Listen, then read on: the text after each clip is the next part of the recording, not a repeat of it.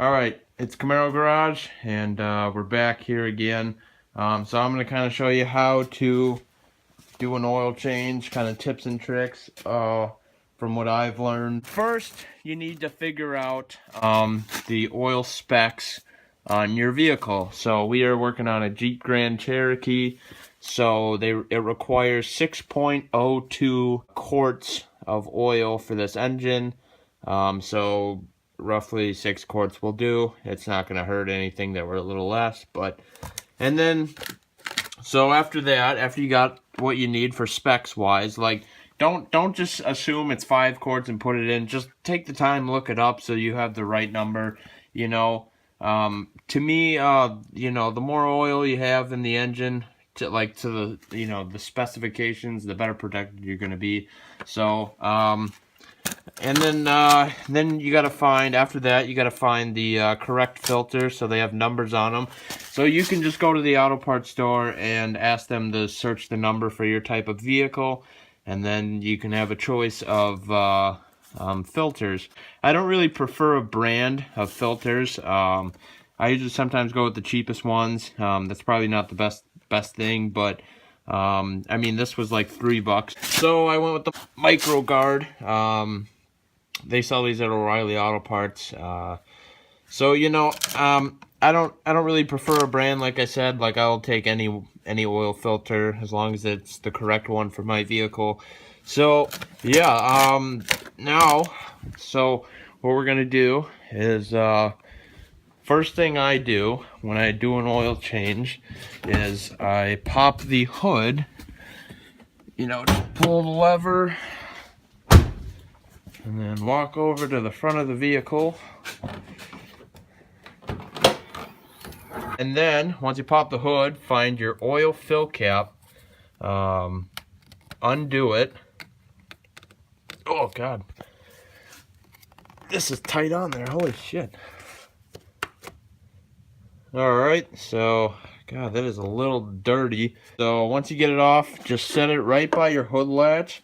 So after you fill the engine that you won't forget to put this on. And I usually just leave the hood up. Just leave it. Alright, so after you get cardboard or whatever you're gonna be using, try to find your oil pan. So I see the front of this oil pan. It's leaking a little bit. And I found the filter, so that's not that bad. So here's the plug.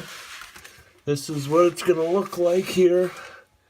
I remember last time it was a bitch to get this off because I'm gonna need a new plug soon. Because as you can see, it's kind of falling apart, coming, doing different shapes and shit. So I think after this oil change, I'm gonna go get a new plug for next time. But yeah, once you locate that, it looks like I'm not even going to be able, I don't even need to jack up the car, which is actually awesome. I love when I have vehicles like this, because I can just crawl right under here. So I'm having this problem I did last time where I can't get a wrench on the oil drain plug like I mentioned, because I'll strip out the bolt or whatever. So the only way I can get it off is a socket. It gets below where it's stripped and it'll grip, and so I'm going to use a socket and ratchet to take it off. I don't recommend using this to put it on, but I don't have a choice really.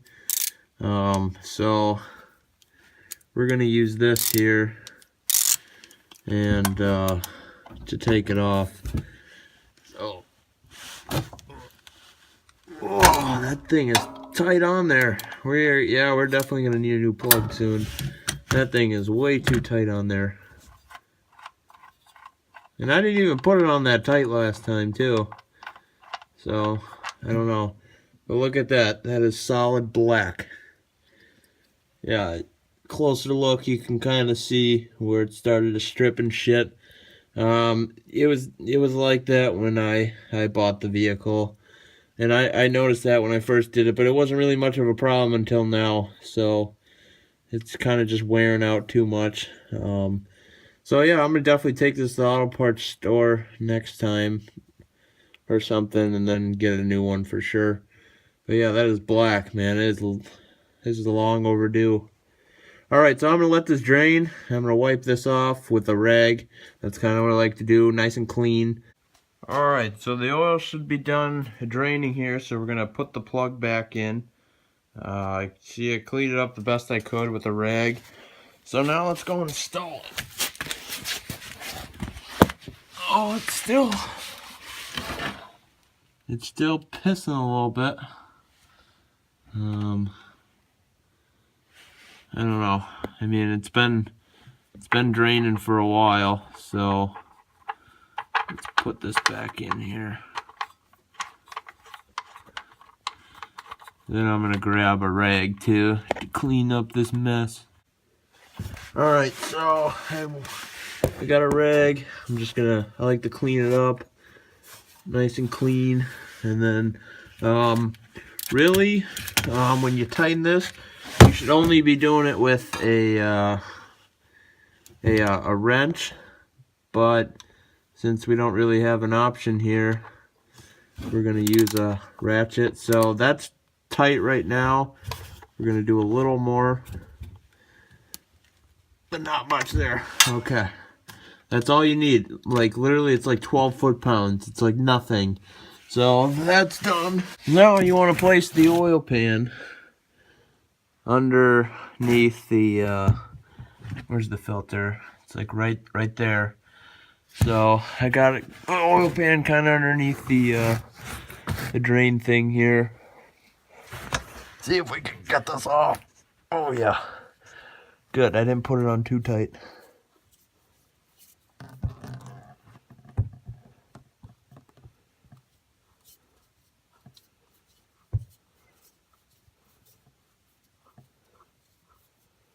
All right, here it comes. Oh, there we go.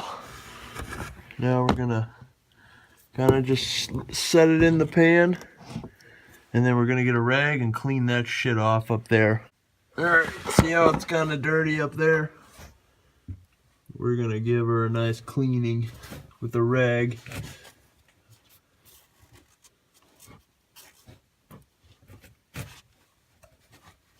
And then wipe down where the oil dripped, you know, clean it up a little bit so it doesn't have to be sloppy.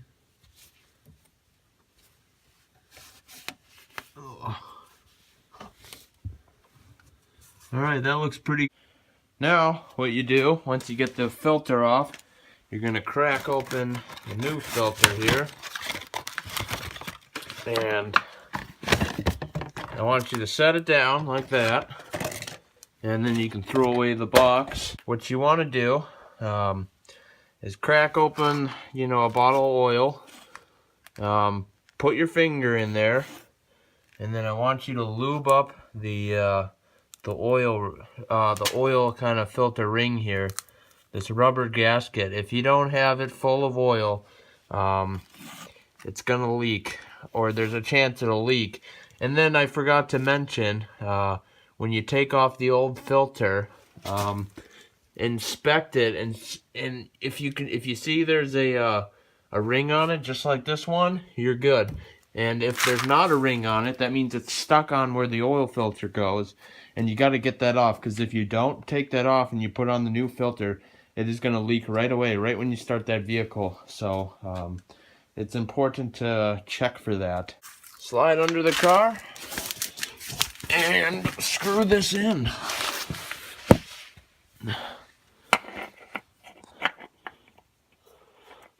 And then always be careful not to strip the threads when you're screwing this in. And then when you do screw it in, hand tight only. Do not use an oil filter wrench on one of these, because you will damage the filter.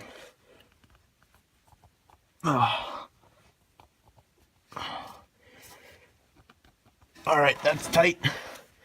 Only with your hand. You usually once you hear it clamp down, when you're screwing it in, you only need to go 3/4 of a turn after that and you're good. So it's in. Now we can fill up the oil. So grab your oil and then fill it up, fill the engine up to the correct spec. So if it's like 5.5 quarts, only put, I would start with the big 5 quart and then do half on this. But since I know I need 6 for sure, you know, there's no point, but you can see it's filling up here. So that looks about good. Now get rid of this one, and now let's crack the big 5 quart open here. It's gonna be thirsty. You need something to puncture that.